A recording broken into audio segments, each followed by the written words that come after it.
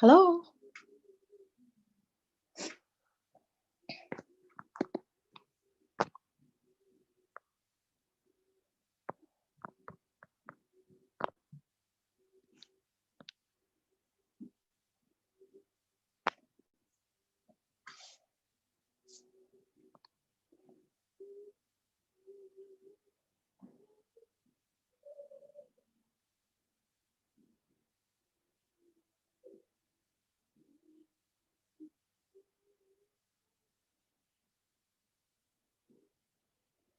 Hello.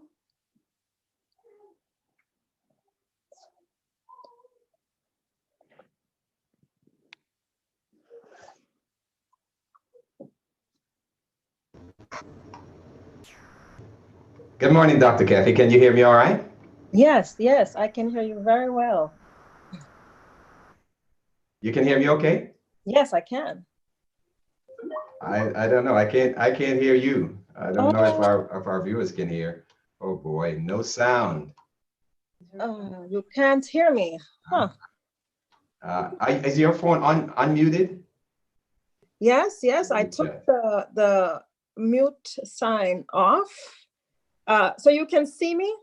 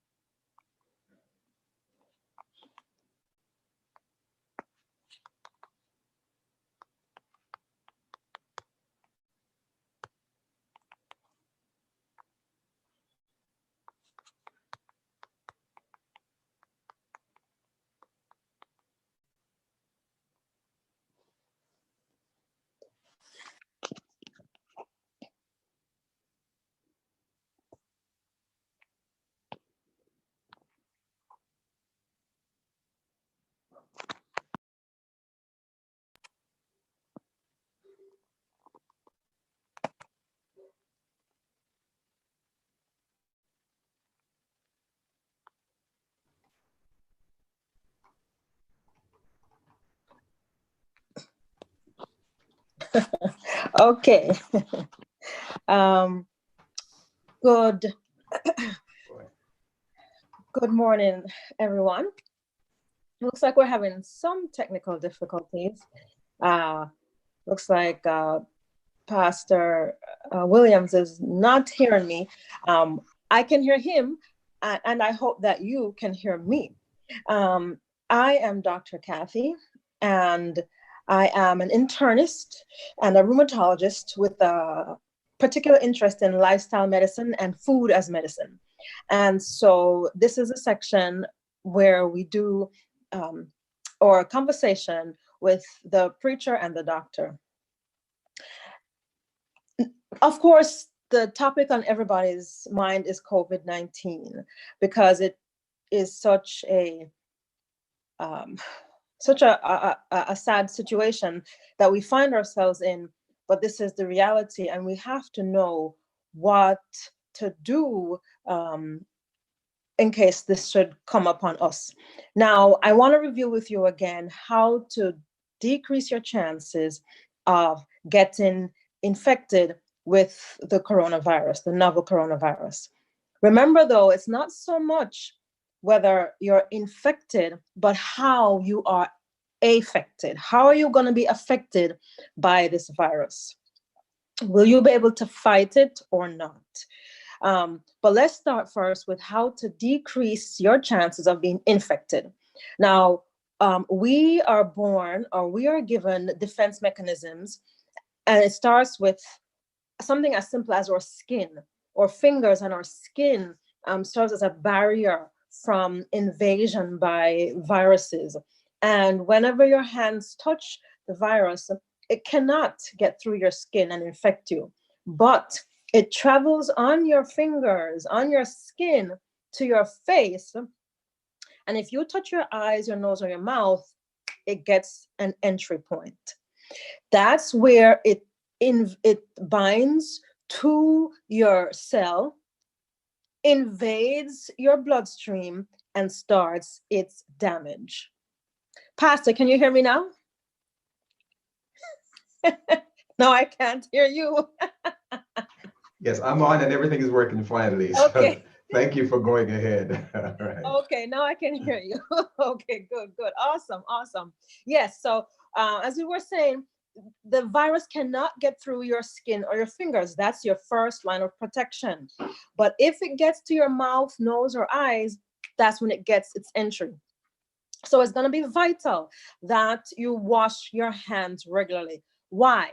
This coronavirus has a coat. It has like a suit on, a jacket on, that can be broken down with three things primarily: heat, soap, and alcohol. Those three things destroy the outer covering, destroy the coat, and the virus is unable to cause trouble. So don't forget those three things when you're trying to figure out how to deal with this virus.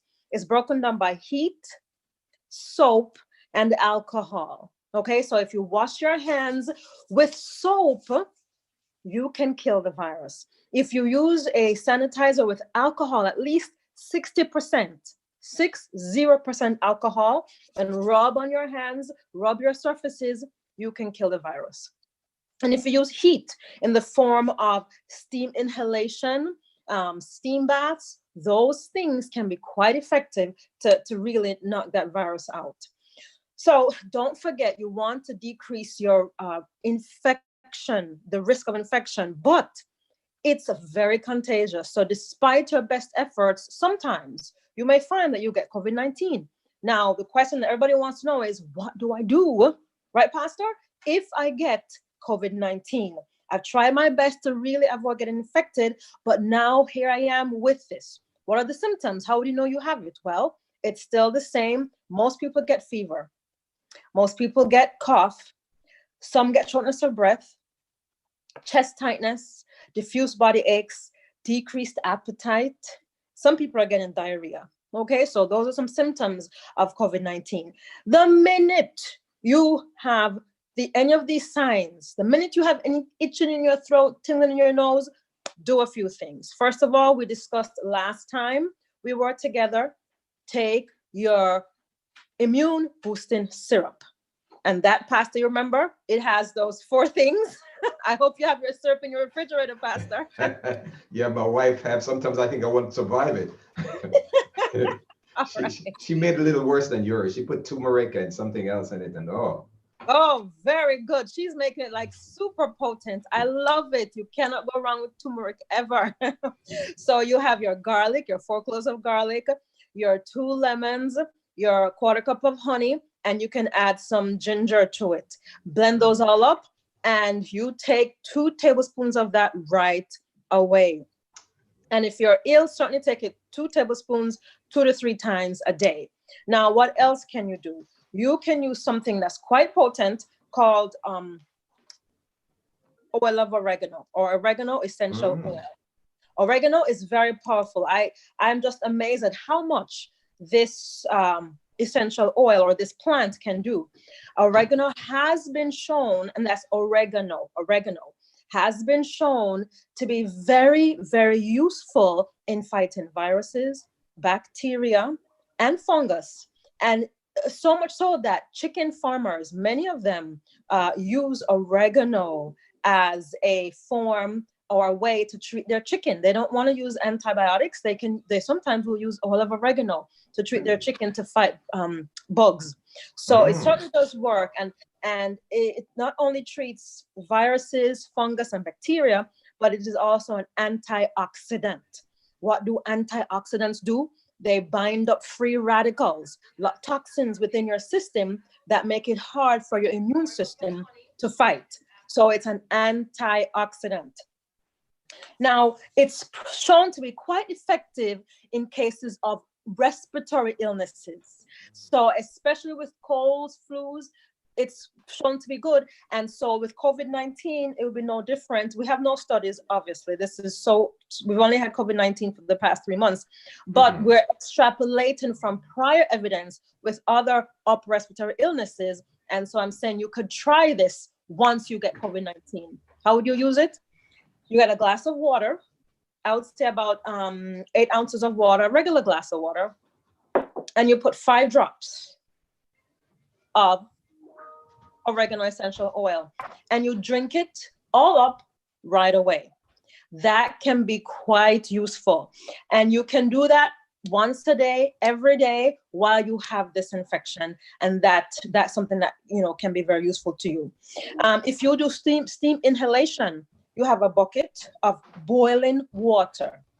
You drop 5 drops of oregano oil in there, cover your head with a towel, and inhale the steam deeply. That steam with the oregano oil will go right into your nostrils, down your esophagus, and it will your trachea and into your lungs. The heat will help to expand, dilate the lungs, and the oregano has the anti-inflammatory properties. So it will help also with that shortness of breath that you might be experiencing with the steam inhalation. Okay. As always, don't forget that if you are having warning signs, you need to go to the hospital or call your provider. But if you're able to stay home with mild to moderate symptoms and fight this, you can try what I just mentioned. Now, I'm just wondering, we hear of the virus running rampant and the hospital's inability to deal with the cases. Should I really be anxious to run to the hospital? Or, I mean, what are the conditions under which I really need to leave home? Because sometimes I'm thinking, I don't want to go to the hospital and expose myself to all these people and all the, so I don't know, am I wrong? I don't know. What kind of insight can you give us? Of course. No, I understand. I totally understand what you mean. The hospital can be a very scary place because in the hospital, it's rampant with bugs, more infections. And there have been many cases of folks who went to the hospital for one illness and they got COVID right there in the hospital because it's just spreading all around. But that being said, this disease attacks the lungs in a serious way. And if you are someone that you're having difficulty breathing, and it's going to come to the point where your lungs are going to collapse on you, no amount of steam inhalation or oregano oil or garlic is going to work at that point. So if you start your natural remedies and boosting your immune system early, it's going to help you to avoid getting to that point where you're so desperate. But if you get to a point where when you're talking, you can't talk without gasping for breath, or if you can't talk without coughing, you need some intervention, and you need possibly some extra oxygen. You need maybe some increased pressure into your lungs or intubation. And in a case like that, I would be at the hospital and I would be asking for intubation because, intubation can just be temporary.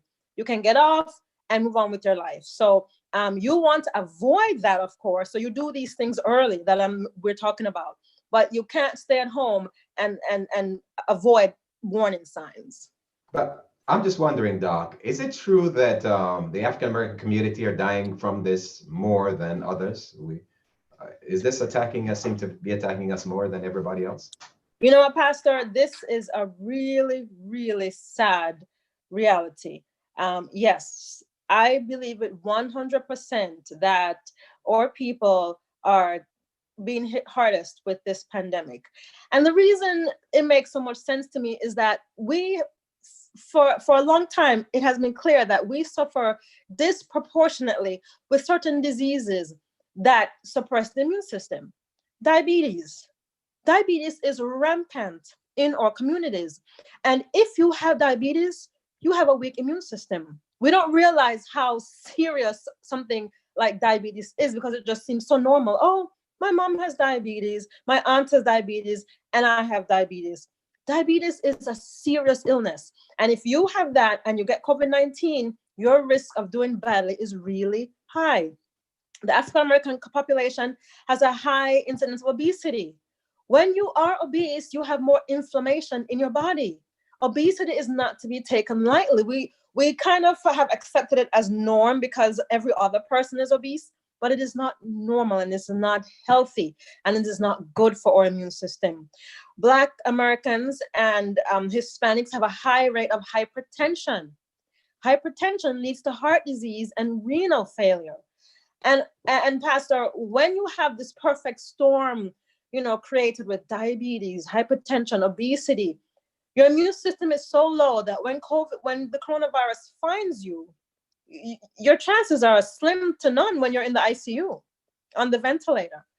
So yes, so people are doing the worst. And, I heard Dr. Fauci in his press, address yesterday, make a really awesome comment, in my opinion. He said that he compared it to the HIV pandemic, or epidemic, sorry, and the gay community, and how it was obvious that the gay community was doing much worse with HIV/AIDS.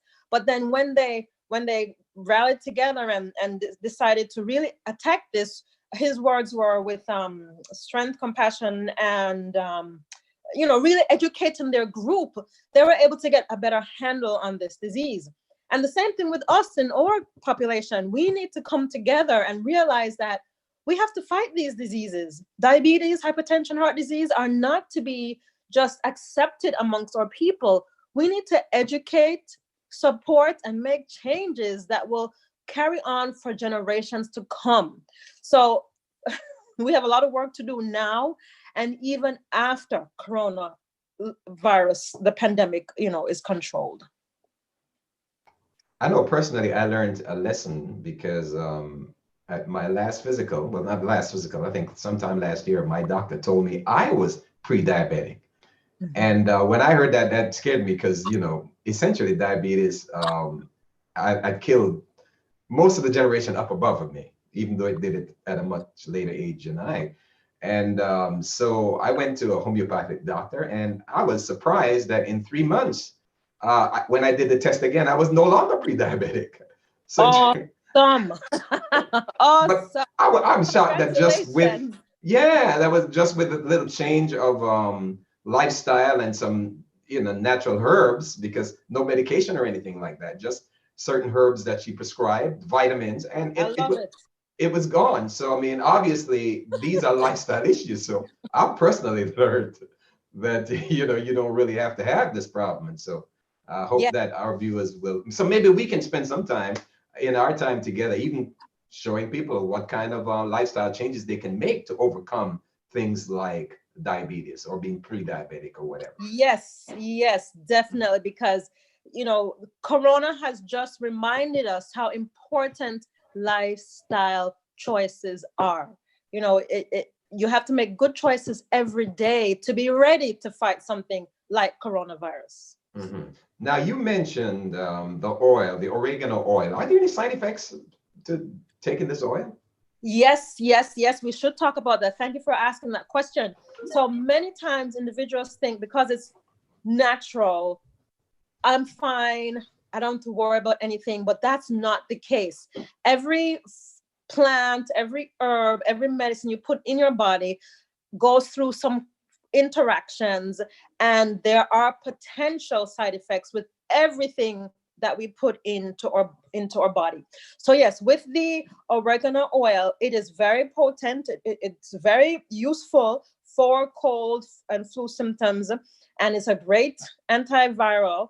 However, it thins the blood, which is a good thing. We want our blood to be thin, because when our blood flows smoothly throughout our body, then we get the benefits of good health. But if you are on a blood thinner already, like Coumadin or Lovenox, or there are many other blood thinners, the aspirin, you have to be mindful that you may thin your blood too much when you add this oregano oil. So you have to be very careful. Speak with your provider and maybe, not use this agent.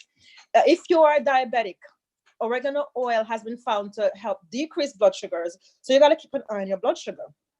And also, if you're pregnant, we're not sure of all the interactions yet with that. So just maybe hold off for a little bit if you're pregnant. Apart from that, oregano oil is quite strong, like I said. So if you take too much, if you decide to take like 15 drops because you want super antiviral anti-COVID action, it could cause real significant stomach pain and upset.